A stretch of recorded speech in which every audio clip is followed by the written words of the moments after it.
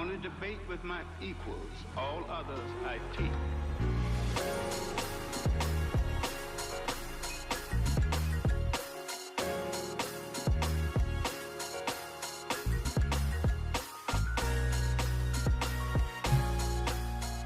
What's up? What's up? What's up? What's up with it? What's up with it? Welcome back to the Chief Seats. It's your boy Big Mo. It's your boy H-Rap. This is where conversation meets culture. H-Rap, what's up with you, man? Man, I'm good. I'm good. Had a good show last night. I'm already slaying my words. It's Yeah, going it was down. a good show last night, man. It was a dope show last night. I shared that with my people, and I got some good feedback on that, man. Dope stuff, man. All right, so tonight I know we talking about Black at the Movies. We're going to talk about a couple movies. We're going to talk about some upcoming movies, some movies that we like. On an unrelated note, though, you get that link I sent you? Yeah. Did you watch it? I saw that. I saw that live. Special Ed, DAS, RBX. You saw the confrontation? That was RBX on there. It wasn't really a confrontation. It was presented as a confrontation. It was a conversation. Yeah, that's how they titled it. Yeah. It wasn't. Tried to dress it up. Yeah, clickbait. But I like the way they handled it. DAS and Corrupt. I don't know why I want to call Corrupt DAS. Corrupt speaks very aggressively, right? Mm-hmm. But when they said everything they had to say, I like the way Corrupt said, "No, Ed, you need to talk to the coast." So basically, he was saying, "Ed, fix this," and I think Ed did a great job of fixing it because it wasn't a situation to whereas he was dissing the coast. He was just saying NWA were pawns and this hip hop not corrupt hip hop corporate game. Yeah, I think he made a comment on that, man. He said he backed it up a little bit, like because when I first watched it, because whatever was said, I think I missed that part because I saw the episode of Drink Champs. And I was bringing it up because we talked about hip hop last week. We talked about the 50th anniversary, and I know it's a hip hop conversation, and I consider Special Ed to be one of the legends. But I thought that was interesting because when he said it, I kind of cringed. So what he said was, I think the question, it was a segment on there that Nori always do, Quick Time with Slime. And he'll pin like either two artists against each other or two groups or two whatever. And I think this one was Wu-Tang or NWA, right? Bigged up Wu-Tang, bigged up both of them. But I think he said something like NWA brought destruction to the culture. And I cringed at first. I kind of got what he was trying to say, but it needed to be cleaned up. It needed to be cleaned up. And I think that's what Corrupt was doing, was trying to get him to, hey man, listen, explain yourself, pretty much. Yeah. Explain yourself. Because it came off wrong to a lot of people. Yeah. And you know what, man? No disrespect to nobody in Generation Z or millennials, but I think we've taken this consideration because what the mission is, be considerate of others, but we've turned it into uber sensitivity. And now people listen with their feelings instead of with their ears. And because they're listening with their feelings, it's always things that are misconstrued and misunderstood. But what the beautiful part was that the brothers who were part of that the introduction of destruction, the Ruthless record roots that grew into the Death Row tree, they were astute enough to go, we're going to have this conversation in front of the world. And as we have this conversation in front of the world, we're going to show people that Corey Holcomb, Willie D, and Dr. Boyce Watkins did the same thing. We may be misunderstanding you. So because we're men and not children, we're going to have a conversation about it and we're going to smooth this thing out without somebody getting a threat, without somebody getting cussed out, without being uber aggressive on the mic and all this. We're gonna handle this like men, and I really appreciated that. That's what's up, man. Now let me ask you this. I'm gonna ask you the same question that Nori asked. Well, I ain't gonna ask the same question, but was Special Ed right? Were they destructive? Yeah. Okay. what they did, Let me, hold on before you answer that. If you made that comment, and shout out to everybody in the chat room, man. Shout out to my twin over there, man. Shout out Big Illinois Rated Kev. But if you made the same statement that Special Ed made, and you are addressed with it, how do you fix that? How do you explain yourself? Okay, I'm gonna give you the H-Rap answer, and I'm gonna give you the Special Ed answer. The H-Rap answer is yes, they did. They did bring destruction, but they unwillingly did it. They went. Pun intended. They went 100 miles and running towards the bag. Mm-hmm. So what they did was, remember the song "A Bitch Is a Bitch"? That was one of their biggest hits, mm-hmm. And it was a street level hit. So they followed it up with "Just Don't Bite It," and they got uber aggressive in that direction. But what I believe, because they were such young men and such new characters to the game, they said we have to keep going in that direction. Willie D, Vlad has some type of issue with Ice Cube, always questioning his gangster and all this. So Vlad went at Ice Cube with Willie D. He was like, blah, blah, blah, blah, gangster rap. And Willie D immediately addressed it and said reality rap. NWA went from reality rap to gangster rap, unknowing, without the knowledge of these. It's people in boardrooms that are going, this is exactly what we needed. This is our entry to destroy. This is our verbal crack cocaine. Right. And like Big Illinois said, the first #1 album in hip hop.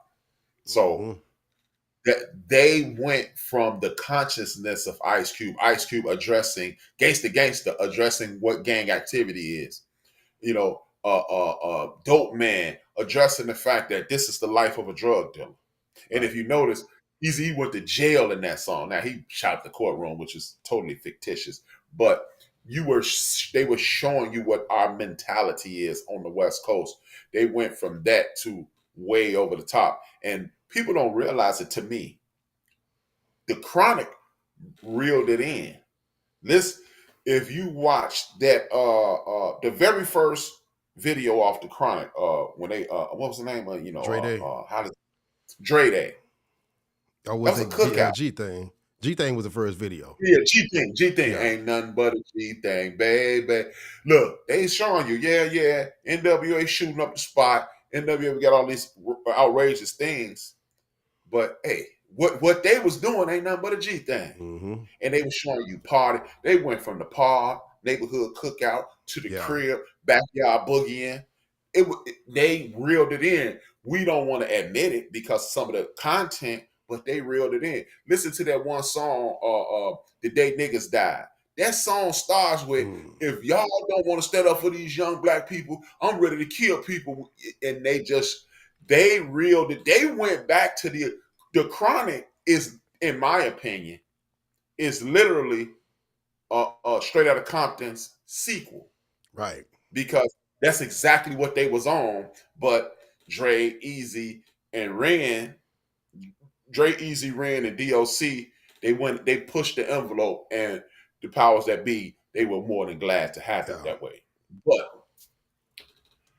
and that's the H-Rap answer. The Special Ed answer is yes. Y'all heard it. Y'all did hurt hip hop. Mm-hmm. I'm not blaming y'all because we were all kids at that point. I can't get mad at a 19-year-old Ice Cube, a 19-year-old MC Ren, a 22-year-old Dr. Dre and Eazy-E. I can't get mad at y'all. Yeah. But the way y'all presented it, and then again, we are fighting a system that's against us, and nobody knew it at that time because we were all just trying to get out of poverty. So, and I respect him for doing what he did, though, because he stood on that. He explained himself, and he stood on that. Right? When I first saw it, my first reaction was, man, they letting him off the hook. But they respecting the fact that, yeah, I said what I said, and yeah, I feel like they were used. You know what I'm saying? They may not have realized they were used. It wasn't intentional. You know what I'm saying? But they were being used at that time. And nobody knew. Nobody knew because they weren't the only ones. You know what I'm saying? They couldn't do what they did to NWA with a 2 Live crew because, they were kind of more up on what was happening at that time. And maybe they were a little too aggressive with their approach to how they wanted to try to use them. But they used them to just kind of do what they did, man. So I love that they had that conversation, and I love that the people who were involved. I don't know everybody that was on that panel. You know what I'm saying? It was But I think Daz was RBX, on there. Gas, Corrupt, and I think Warren G was on there too. Oh yeah, I think. yeah. But it was dope. It was dope. You know what? I appreciated that because that was 50-year-old hip hop talking. It was. It was. I don't know what the hell Special Ed got going on with that hat though, but You know, man. nigga look like rapping Forte on there, man. But anyway, man, we talking about Black at the Movies, man. So, Rap, introduce this topic, man. Bring us in it. Black at the Black at the movies. We're gonna talk about Black Hollywood and how the movies that we love, the movies that we support, and how we could just do, this fictitious boogeyman, the Jews, how everybody complain about how the Jewish community controls everything. We can control our thing now. We have the ability to control our thing. Mm-hmm. So we ain't got to worry about the boogeyman again. Like everybody want to put it off on the community because they took advantage of other people not wanting to do their own thing. So they should have took over. They left us a blueprint. If that's what happened, no disrespect to that culture, but if that is what happened, how you mad at somebody for taking advantage of you and you ain't want to do it? Right. Big ups to them. Yeah. Hey, to quote Tupac, they saw a weakness in the game and exposed it. Right. So I know you mentioned about the biopic that's coming out. The biopic. Yeah. So it's a biopic that they released, and I don't think we have a release date, but it's on Dr. King. Chris Rock is directing it. He's directing it. I think Steven Spielberg is a part of it, and there's no announcement as far as the cast go. You say what now? Right. He's producing it. Steven Spielberg is producing it. Also produced back in the day The Color Purple. And, we know about all of the big blockbuster hits that he's done. But give me your thoughts on what you expect to see, what you want to see, what you hope to see, and is this a movie that should be done this soon, especially since we saw Selma a few years ago? I definitely want to see it. I don't know if Chris Rock is the dude to do it. And I don't like the fact that Steven Spielberg is bankrolling it. I mean, the thing is, man, I'm tired of, like, first of all, if you read the excerpt about the movie, it talks about Dr. King and his emotional struggle with his nonviolent approach and his emotional struggle. It starts talking about Dr. King being emotionally unstable. I don't want to hear about Dr. King emotional unstable. It's his mental state. I want to learn. How about this? Teach me that he was born Michael King. Most people don't even know Dr. Martin Luther King Jr. was not born Martin Luther King. He was born Michael King. Teach me that. See, that's my issue with biopics and biopics that are done outside. And maybe they will show that. But biopics, I think we need to do away with them altogether. I think we need to have bio miniseries. Right. If you want to do it on Netflix, do it 8 to 10 episode series, because how you going? Well, 39 years, he 39, 36 years old when he was murdered, because assassinated is too polite of a word. When he was murdered, he was 39 to 36 years. So maybe you can squeeze it into 5 to 7 episodes, but you definitely can't squeeze it into 1 to 3 hours. You definitely cannot do that. Right. So I believe we need to have people see. 30 years ago, when Malcolm X came out, people don't realize that that is not Spike Lee's baby. White Hollywood was going to do the movie. Spike Lee started scratching and screaming and crying and hollering and yelling and got his way in. So they lowballed the movie. From what I understand, Oprah Winfrey threw in some money, Bill Cosby threw in some money, other celebrities put in some money, and then shout out. See, everybody always dissing Michael Jordan. He don't do nothing for the culture. He don't do nothing for me. He ain't black enough. But how about this? When everybody had threw in all the money that they were willing to throw in, and the picture company was like, we ain't getting you no more money, make the movie. Michael Jordan sat at his locker and threw on a Malcolm X hat. and all the Mm-hmm. paraphernalia from the movie took off, and that's what bankrolled Yep. the end of the movie. He So marketed it. while y'all always dissing MJ, he ain't doing enough for the black culture and all this and all that. Mike, one of your favorite movies was Saved by Michael Jordan. But Mm-hmm. the point I'm bringing that up, the reason I'm bringing that point up is this: we have enough people, and we have two studios that I know of owned by black men. Tim Reed, big up, man, respect to the elder Tim Reed and our brother Tyler Perry. They have two fully functioning studios. We don't need Hollywood to do anything for us anymore. And that's the problem. The reason I'm scared with Chris Rock is because Chris Rock did that documentary called Good Hair. I didn't like the way that was done. I forgot about that one, man. Because I was going to ask you, I'm like, what problem you got with Chris Rock doing the directing? And I forgot about that piece. Not to say that he won't do a good job, but go ahead. Yeah, I'm not saying he won't do a good job, but I didn't like the way Good Hair was done. He made it seem that, and he ended it saying, "It don't matter what's on your hair, it's what's in your head." Nah, because black women should be able to wear. What happens if we do what happened if the H rap fantasy comes true and black folks create their own Black America? Right? Are we supposed to be able to tell a white girl, "Hey, you know what? We're gonna need you to get a perm so your hair fluff up." Mm-hmm. So you could be looking like Anna Horshack or Juan Epstein from Walking by Carter. So you could fit into our Afro community. No, it ain't about that. If you're going to do Good Hair or the documentary on black women and their hair, you need to be letting black women know it's okay to be who you are. Right. And the second issue I have with him is with him, Ricky Gervais, and Louis C.K. and Jerry Seinfeld was sitting there, and he letting Ricky Gervais and Louis C.K. play with the N-word. I ain't like that. And it's hard for me to get past it. I'm gonna be honest with you. Chris Rock used to be one of my favorite comedians up until that moment.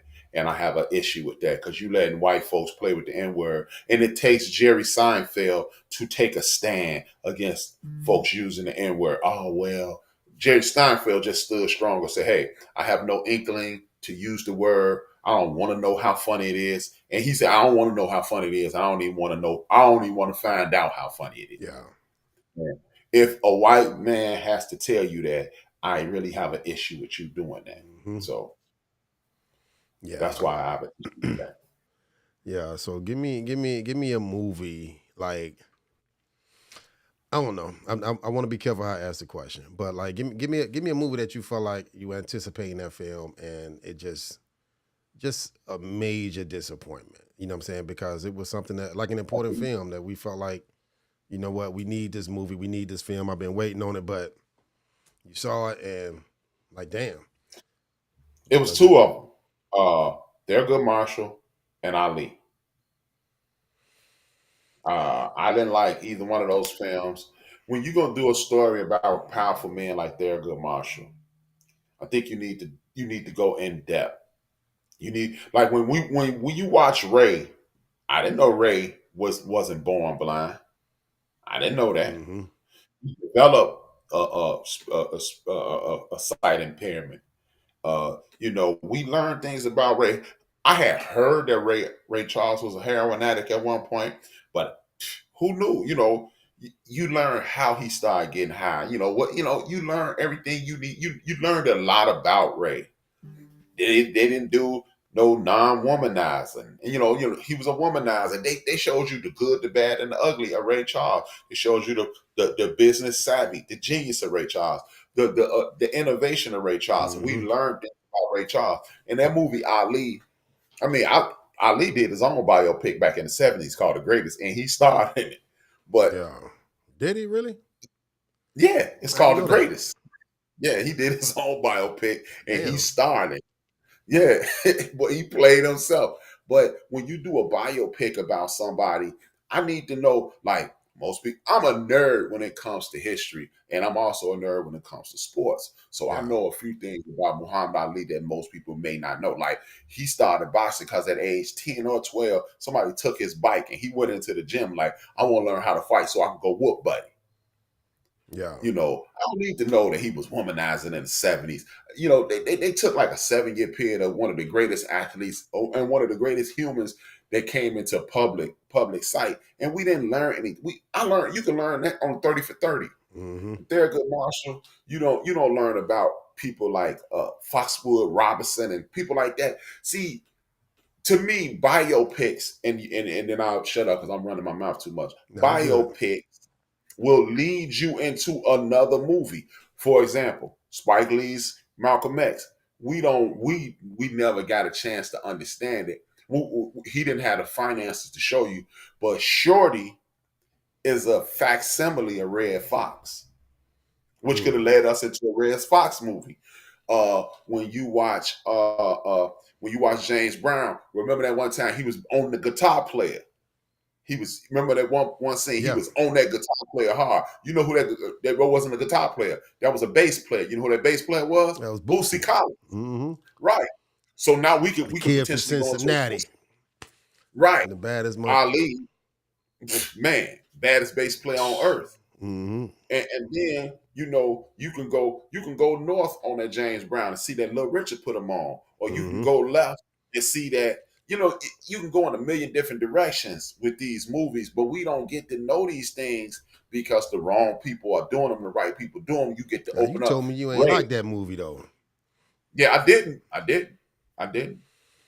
But We'll come back to that. I supported it because it was James Brown. Who you got to support. And James Brown. I hate to disrupt your point that you making, because I agree with you. You want to, when you watch these films, teach me something. I want to know something I didn't know. But see, now you, like you said, you a historian, bro. You research, you dig. So it ain't a lot that it may not be something that they got to give you to teach you that that you didn't already know. But the James Brown movie did that though. Get on up. Yeah, Chadwick Boseman. like the movie. My boy, what's my man name? I forget the kid's name. He played Bobby Bird in the movie. He dead now. They both passed away. He was in a lot of good stuff, man. The kid had some acting chops.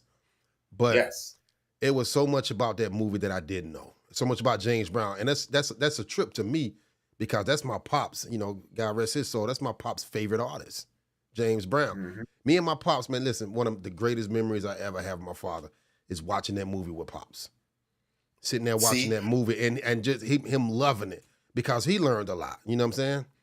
We sat back there in that room and started it from front to back and watched that movie. And I'm like, damn, I didn't know, that he was, I didn't know this about James. I didn't know that he had that much control over his career at the time. I didn't know about some of the people he was involved with throughout his career. I didn't know the relationship that him and Little Richard had. You know what I'm saying? It was dope. I thought it was a well-done movie, and I love the way they told the story in those chapters.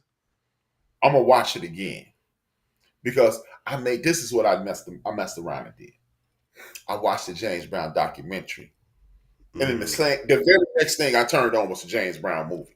So it may have been anticlimactic from that. And I mean, literally, James Brown documentary, and then poof, hit play, James Brown.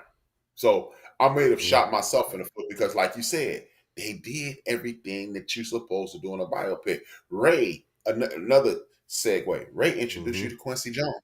Right. These are the things when you're doing these biographical movies, biographies. Like Big Illinois just made a point. The only thing with Malcolm X, he had too many fillers in it, and then they like, it was poorly edited.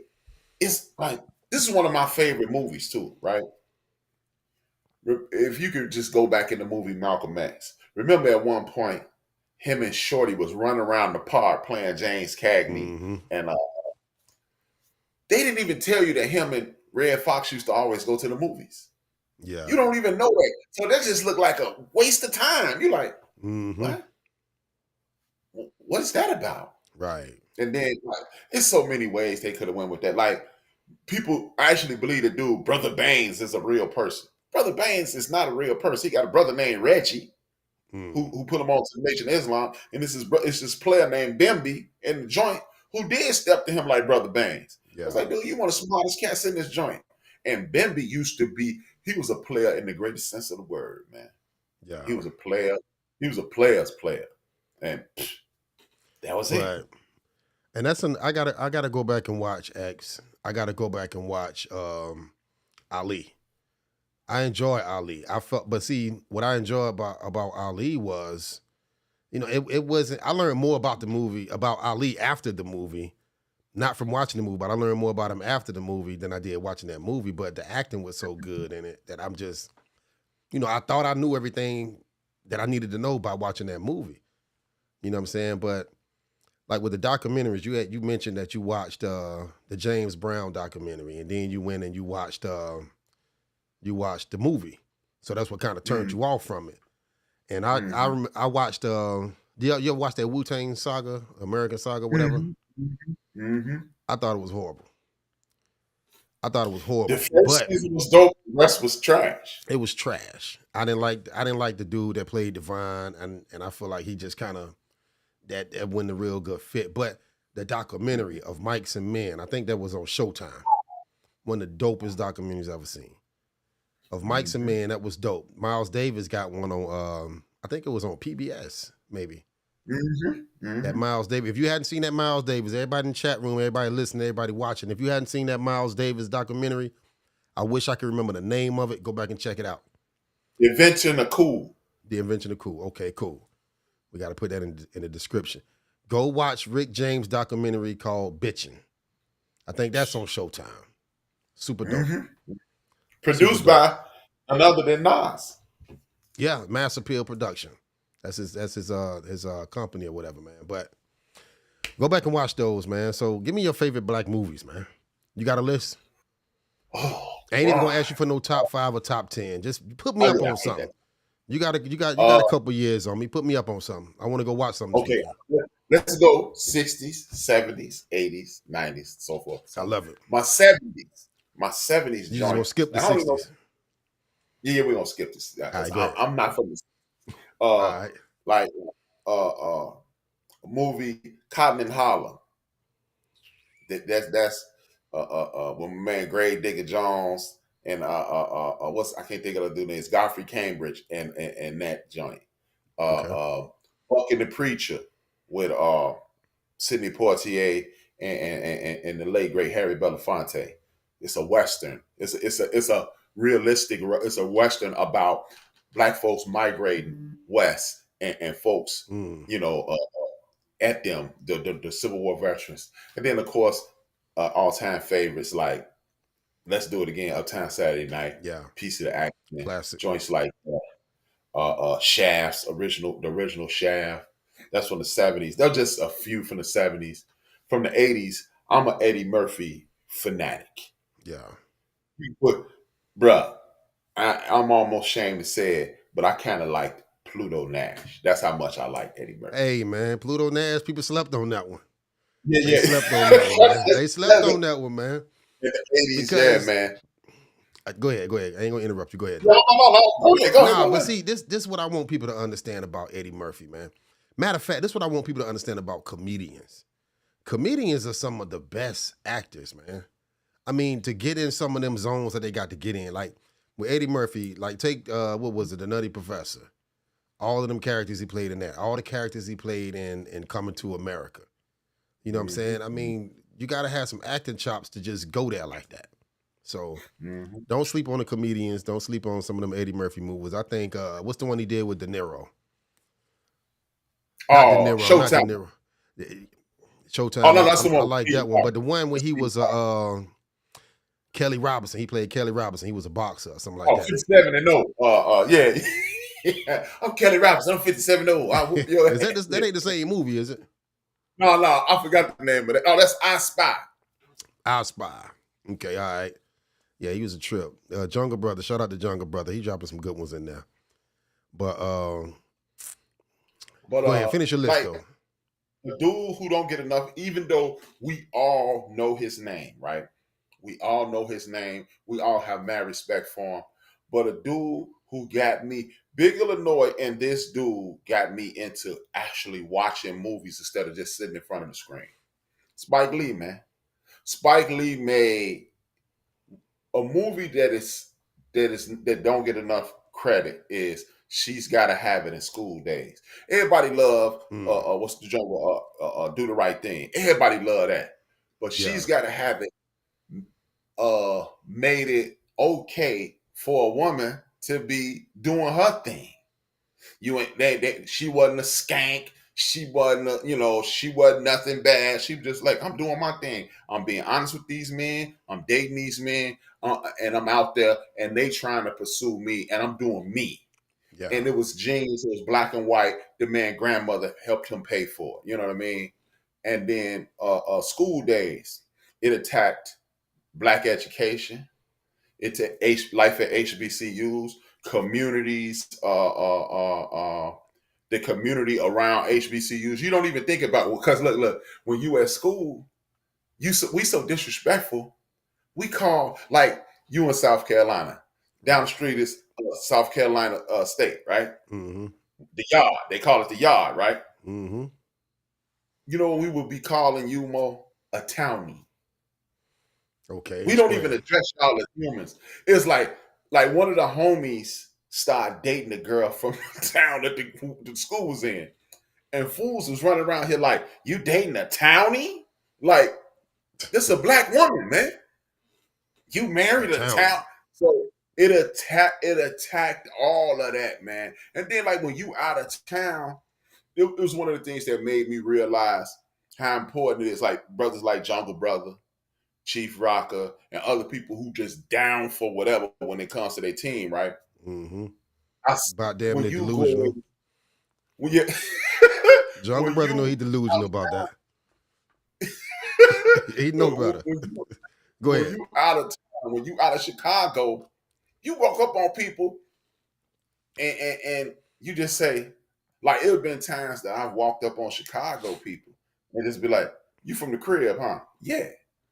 And fools like, what you mean the crib? Chicago. Me and my man out in Phoenix, we literally sit around, we sipping and watching people walk past and betting $1. Oh, he from Chicago. He from Chicago. It's just, and School Days teaches you that, man. Yeah. It teaches. So Spike Lee is a cinematic genius for that. What's my man's name? I never get his name right. He was in School Days. He was in Do the Right Thing, and years later, you saw him in what was the name of it? He was in the Breaking Bad show. I think he was in Godfather Harlem too. Esposito. Yeah. One of the dopest actors in the world, man. One of the GOATs. Him and my boy Jeffrey Wright. Yeah. Who goes? Jeffrey Wright, Giancarlo Esposito. I call him light skinned Don Cheadle. This nigga said H-Rap looking at Brian saying Pluto Nash. Hey, nah, man. Pluto Nash. Pluto Nash, man. No, I enjoyed that one. You got some dope young actors coming up too, though. Because I know we was talking about, what we was talking about some of the stuff the other day, and you had mentioned what you like and dislike about Black Hollywood. And to me, I think it's watered down a lot. I think they kind of, they forcing Black Hollywood in a certain direction. But what I love about it is the talent. Some of these youngers coming up, man. Your Jonathan Majors, your Keith Stanfields and them. And I can't remember who it was that put it in the chat, but they mentioned The Harder They Fall. I know you watched that one. Idris Elba, Regina King. Huh? Yeah. That might be one to of the me, best. that was damn near instant classic right there. Regina, man, I ain't seen that. Look, bro, it's to the point where if you put Regina King name on something, I'm going to see it, man. Yeah. She's Spike Lee level at this point. She done went straight to Spike Lee level, man. She ain't joking with me. Mm-hmm. Super dope. And I think she won an Emmy for it on for that Netflix piece she did. And I think did she produce that or direct it or something? Oh, you talking about the joint with Ali, Sam Cooke, Jim Brown? No. That's One Night in Miami. I'm talking about the piece that she was in. She did that? She did that? I didn't know that. That was super dope. Bro, that movie right there, and I know we bouncing over the place now, but that movie right there, the actor that played Jim Brown, who was in the NWA movie, he was in a Black Mirror episode.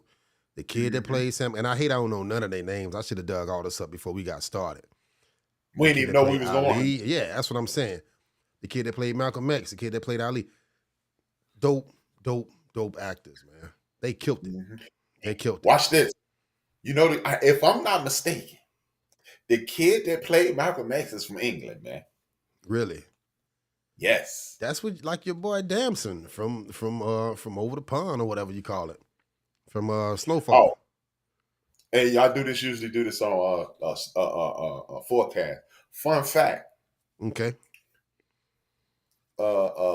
the sexiest man in the world. What's his name? The black dude from The Wire. Idris Elba. Idris Elba. Yeah. His granddaddy from Kansas, Jack. Mm. So everybody always hollering, "Oh man, these English dudes getting all the acting roles." I think he Homeboy, talked about that on Big Boy Radio or something like that. Yeah. I think he mentioned that. I couldn't remember. I knew he had some connection to the States, but that's dope. Yeah. But they coming over here, man. They coming over here and scooping up the acting jobs. They killing it, and the girls too. I can't remember. I don't know nobody's name, but it's a bunch of them. That's just dope. I don't know her name. But her and Lakeith Stanfield played in one of my favorite movies ever, man. What's the movie? It's like the Black Romeo and Juliet when her and homeboy from Get Out. You're right. We looked up these dudes' name. He played Fred. Now. What's the name of that movie? Queen and Slim. Queen and Slim. That sister, that dark-skinned sister, she English. Yeah. Man, I can't even find my thing now. But anyway, you named another one. I can't remember his name either from Get Out. Yeah, he dope. Yeah, but it's a lot of dope talent, man. And I think like your boy Jungle just said, that's a classic. The Harder They Fall was a classic. But Regina King, she did the name of that damn movie, man. She lost her son or something, man. She got an Emmy for that piece. Oh, it wasn't 7 seconds. It was something like that. But anyway. Oh, it was that. It is it. 7 seconds. 7 seconds. Okay. That's it. I got it right. Or 6 seconds. It was 7 seconds. We're going to say 7. Yeah. You know what I'm saying? Voicing over for Huey and Riley on the Boondocks. Yeah, because her son got shot on a bike in some snow. That's the joint you're talking about. Yeah. 7 seconds or some type of time. It was a time frame. Man, Regina King is killing the game, man. The only thing I don't like about Black TV and Black Hollywood is they leave out Big Mo, they leave out H-Rap, they leave out Big Lanois, they leave out Warren. You know, they leave us, and what I mean by that, regular people. Either you dead broke or you filthy rich. That's one thing I do like about Tyler Perry. Tyler Perry tells the story of Joe Blow in a lot of his films. But think about this, man.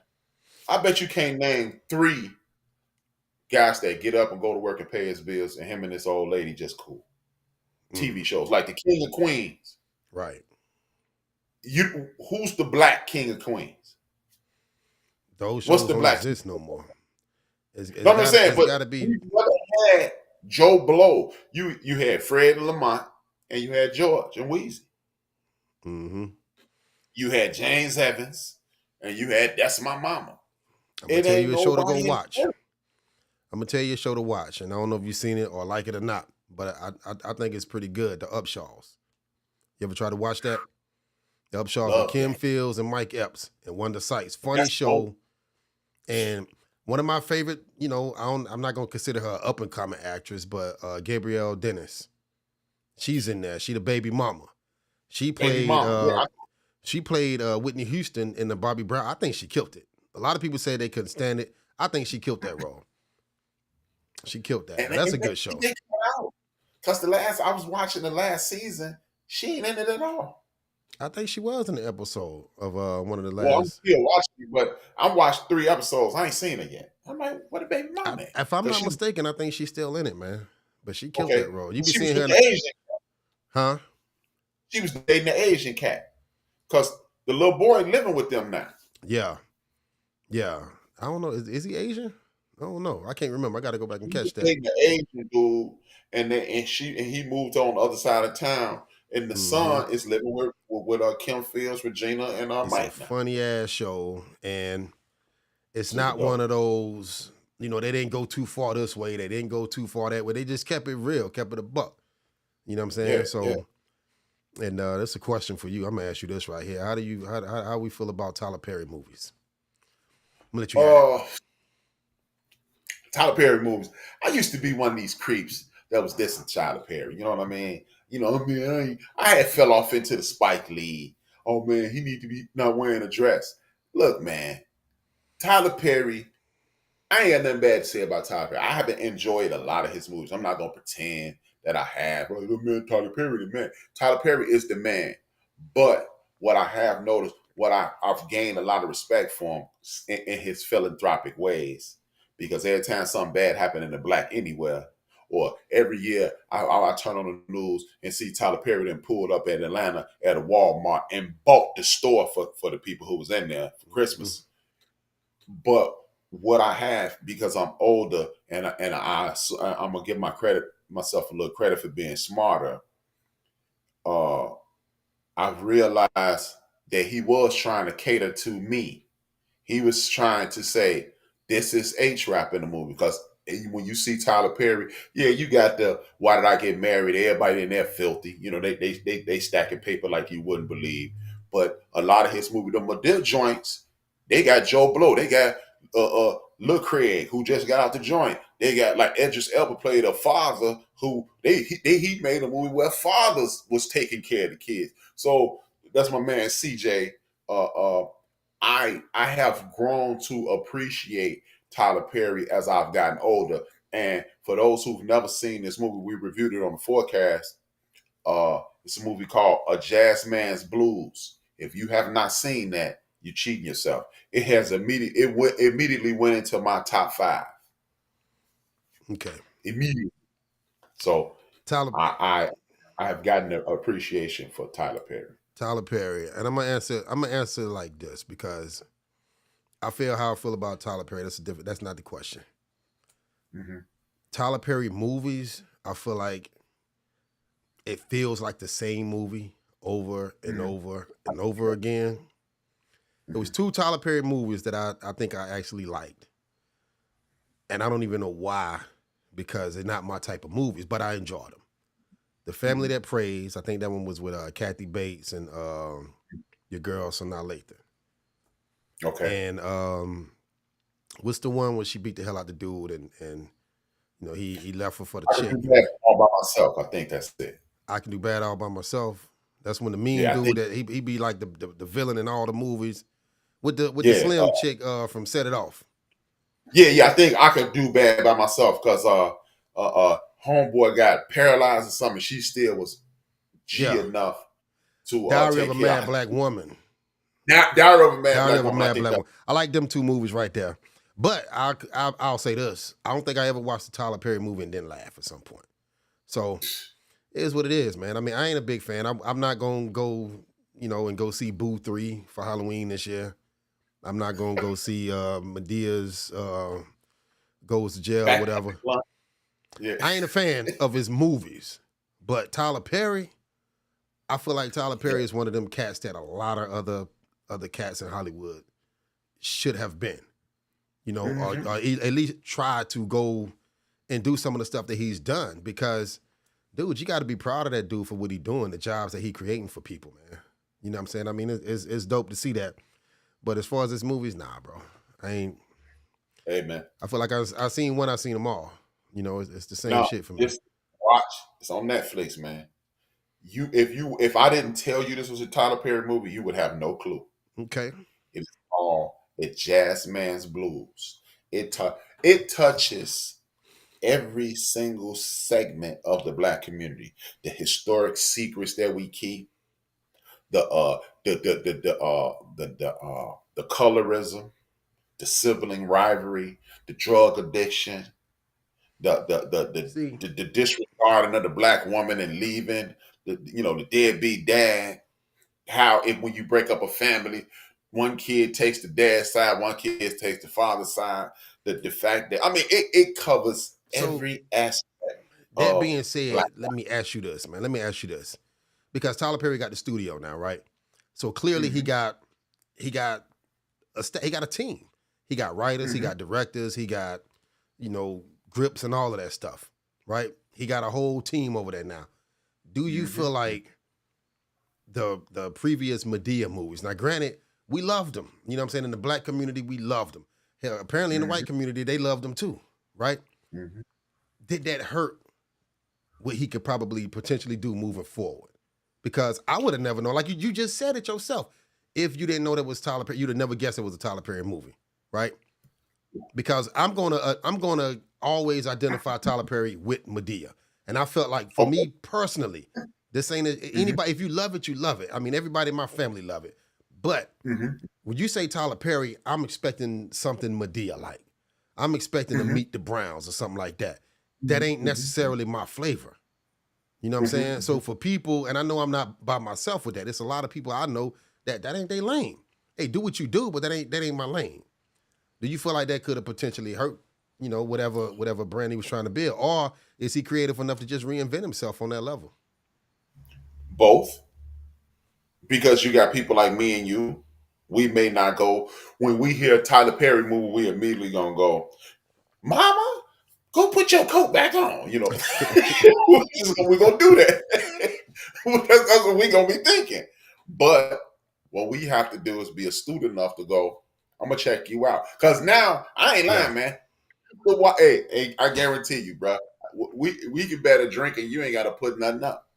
I guarantee you, if you watch A Jazz Man's Blues, I guarantee you will go, oh, okay. I believe it. And I want to push it, but it's right up there with The Harder They Fall. Really? That's them some strong words. I'm telling you, bro. I'm gonna check it out. I'm gonna check it out because I'm gonna tell you two reasons why I'm gonna check it out. Number one, you said check it out, and I respect your opinion on it. Number two, I feel like with that, I'll be approaching it the same way I approach my son's music, right? As an old head, I'm like, dude, come on, man, I don't want to hear that. That's them young cats don't really know what they're doing with music. It ain't music, but that's their music. I had my music. My moms and my pops, they didn't like the music I listened to, right? So I'm not gonna just dismiss it because it ain't my type of hype. You know what I'm saying? So I'll check it out, man. And I'm curious to see in the future what he do with that studio, man, because I know he gearing up to do whatever it is he gonna do. You ain't gonna sit there and make that type of investment just to make Madea part 12. But look, the thing is, let's look at it, man. He furnishing a BET with all these shows, and let's not forget, what's the name of it? Coming to America Part 2 and Wakanda Forever were filmed on his joints. Yeah. I didn't know about Wakanda. Yeah, he did. Remember Ryan Coogler went to jail cashing a check in Atlanta. Remember he got in trouble at the bank because the sister was like, how you getting this much money out the bank? And I missed all of that. Oh yeah, because he was filming a Wakanda joint there. So the man is getting paid, man. Only Big Illinois mentioned this to me once, and I would agree with him. Tyler Perry and Spike Lee got the same disease. It's cool that y'all dope, y'all creative, y'all come up with some great stories, but it's okay to let Big Mo write a script. It's okay to let Warren write a script. It's okay to let Anthony write a script. But you killing me with their first names, man. Yeah, man. I don't know which one of y'all started that, but that's funny, man. I know it's an inside thing. Anybody that's watching don't know what we're talking about. Well, I started calling nobody first name because we was on Judge Jungle show. Because I'm like, hey, we in court, so I'm gonna address y'all by y'all names. But hey, the minute you call me Maurice, I'm logging out. Tell you that right now. Show is over. But yeah, man. That's dope, though. I think they need to let other people come on in and do some stories for them because, as you stated, a lot of the things are the same. So if you just let Warren do one, let Anthony do one, let Big Illinois do one, then we can get some diversity and everything. Because, see, that's the thing, man. That's one of my issues with Black Hollywood, too. You are heavily invested in BET Plus, even though at the time of this, you were not financially vested into BET Plus.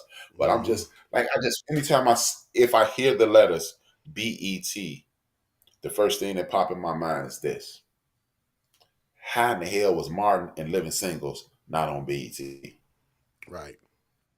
Right. So these are Martin, the things funniest that, show in television history, by the way. Sitcom hey, who history, in gonna my argue? opinion. Huh? Who gonna argue with you? Only thing you can come at me with is maybe Sanford and Son. But Martin, I don't that's a think joint. Sanford Son is the Martin. Nah, but I'm gonna do this before we wrap up, because I want to answer the other side of the earlier question. What I think is wrong with Black Hollywood. To me, I think, aside from it being watered down, I think we really, and since we're talking about Tyler Perry, ownership, man, ownership. And I'm gonna use Monique as an example. And I know it may be controversial to some people, but I mean, you're not gonna tell me that if Monique was to put out a special on her own platform, even if it was a damn live social media platform, I'm tuning in because she funny. She Monique. She earned the right to say that she's a queen of comedy, right? Do I like how she went about everything? I mean, listen, everybody got their own opinion about that situation, but I'm not finna sit here and beg for you to put me on your platform, put me on your network when I got my own name. And I think we talked about this. I think we talked about it a couple weeks ago. We talked about it with the Dion story. Understand how powerful you are. Mhm. Once we adopt that mindset, I feel like, dude, it's no ceiling to where we could go. I mean, and that's the thing, man. We keep leaning toward. Look, a lot of people. I agree with John Brother. I like Tyler Perry plays better than his movies. The plays are better actors and actresses and better direction. I think that's direction. I ain't got my glass. I'm 30% retarded on the seeing thing. So if I misread that, Jungle, Warren, please forgive me. You're right, man. Yeah, that dude he ain't never gonna be Jungle. I sent our scripture to one. I personalized his Warren and Anthony. He tried to come for me on Chief Show the other day. I wish I'd have called him Warren. Warren, you wrong, bro. But shout out to that would be brother, hilarious. Man. Hey, I'm gonna start calling them out as Warren. But Warren yeah, and man, Vernon and them. we consistently fall back. And speaking of Warren, me and Warren have had this conversation. This is the issue that me and you had that Warren disagreed on in regards to the Michael Irvin, Richard Sherman, Keyshawn Johnson, Shannon Sharp thing. We all have the right to see it the way we see it. And I always say that's why the world spins, because we all tilted in the way we see it. Okay. But First Take had the highest rating. They had the largest audience they've had in 20 years. Tuesday. Shannon Sharp brought 900,000 people to First Take. Those are almost, of course, it's nowhere near, but those are close to Super Bowl numbers. That's NBA playoff numbers. Yeah. That's MLB playoff numbers. And imagine if Smith and Shaw, Sherm, Key, and Irv had their own get down, chopped it up, put it out like my man. See, the thing is, man, put it out like Country Wayne. Country Wayne and Ali Sadiq, they are showing black people and them brothers, Big Jaw to the max and Ken Irvin. That ain't my Jesus. That little crew, Country Wayne, Ali Sadiq, they are showing sister. What's the sister name from Uncomfortable Black Girl? Issa Rae. They showed us we don't need them. Like Warren just said, Monique was right, but she handled it the wrong way. Yeah. Yeah. I don't think she can be, you can be like Shannon Sharp always say, two things can be right. She deserved more money, but I'm not gonna argue with you. I'm already a star. Yeah. You got a name. I'm you got Monique. a name. We already love you though. You see what I'm saying? So we gonna support. Folks we gonna support, man. If Ali Sadiq can make a grip off YouTube now, Monique would have did the same, just imagine this, man. And maybe I might be, maybe I shouldn't even say this on air because it might be an idea that somebody with less melanin here, and then they give it to somebody else. But just imagine if Monique and Monique and Monique Samore and even though she said she'd never work with them again because they was calling all type of names, Cheryl Underwood did a tour with DL, Corey Holcomb, and Dion, and called it instead of the Kings and Queens of comedy, call it the Royal Family of Comedy. Mm-hmm. You know how much money they would make, man? Oh, they'll clean up.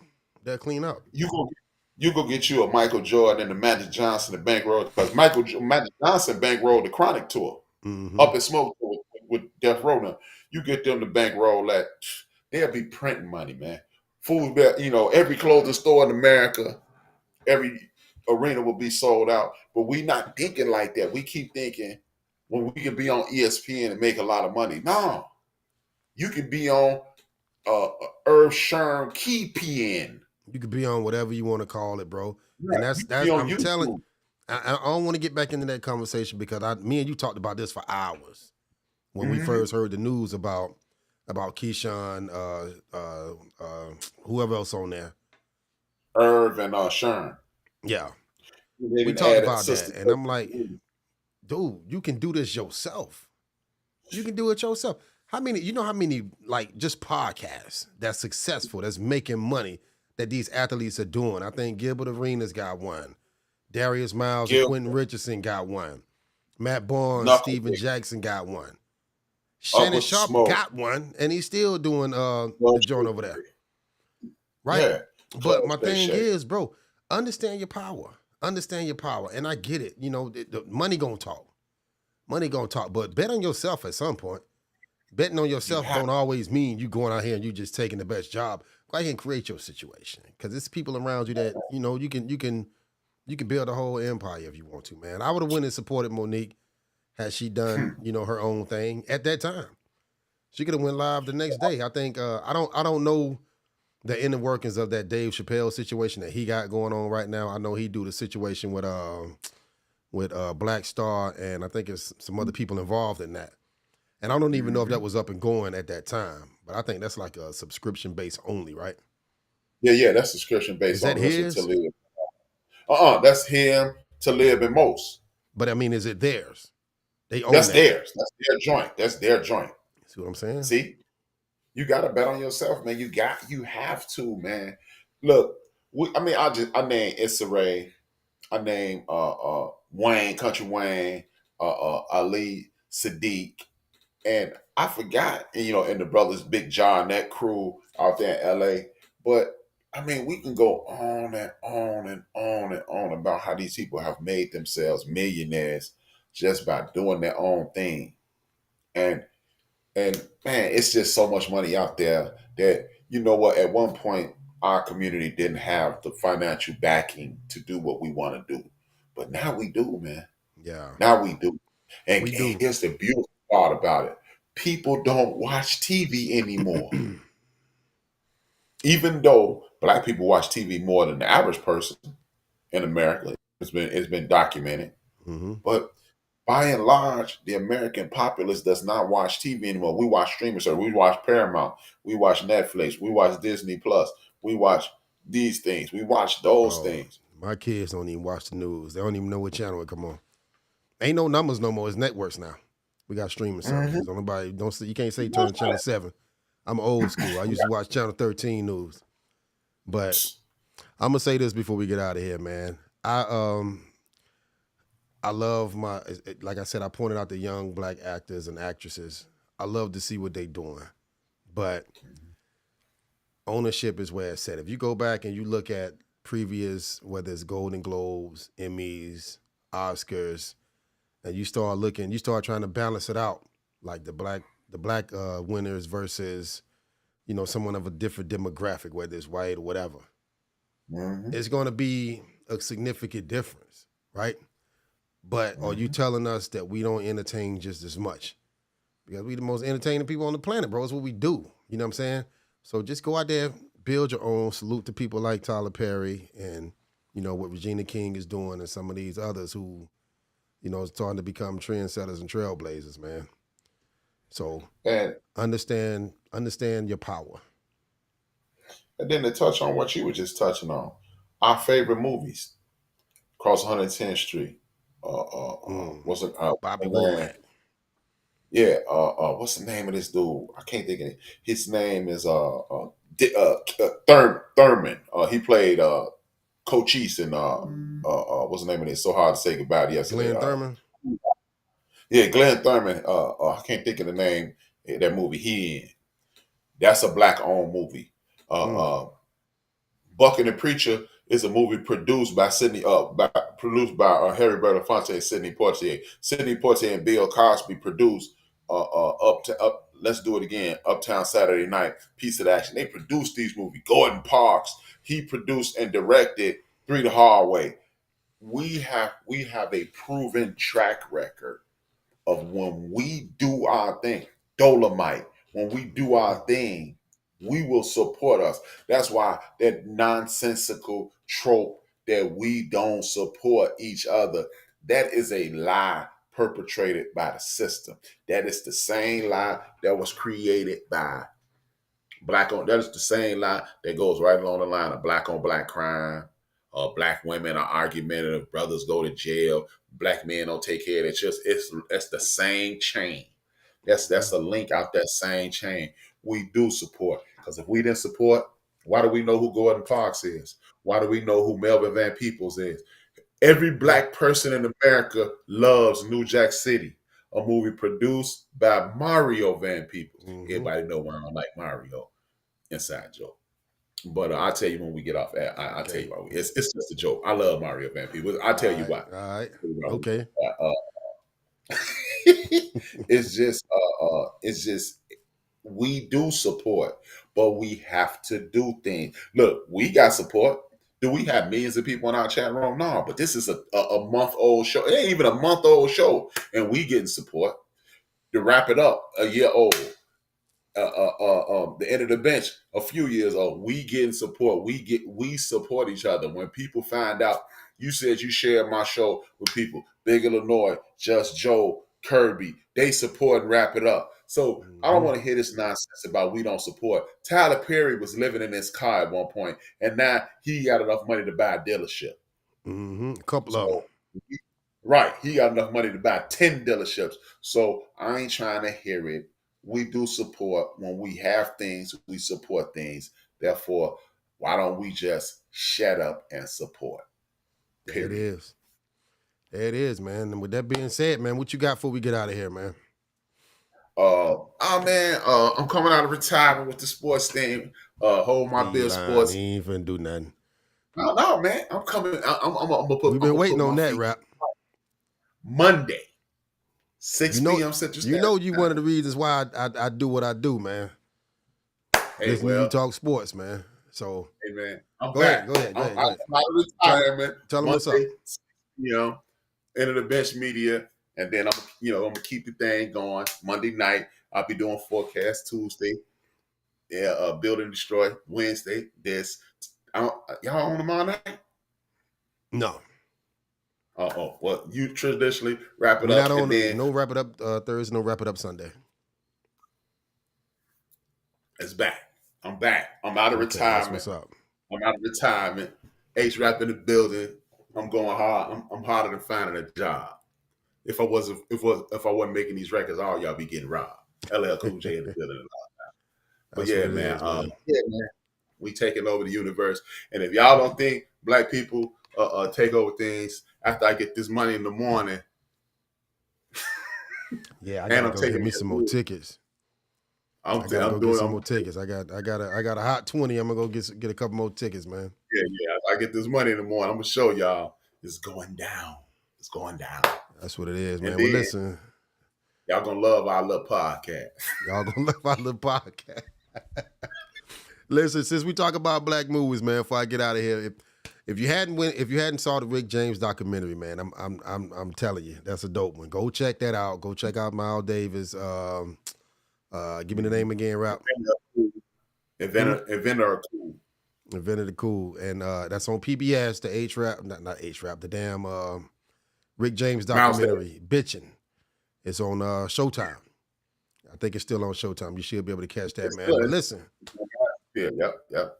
That's what it is, man. Rap, I appreciate you, man. I'm going to empty my glass. I'm a lightweight. So I'm going to go drink me some water, and I'm going to sleep this off. Until Wednesday at 7 o'clock, man. We're going to holler at y'all, man. What I'm not going to do is turn this shit down to make you happy.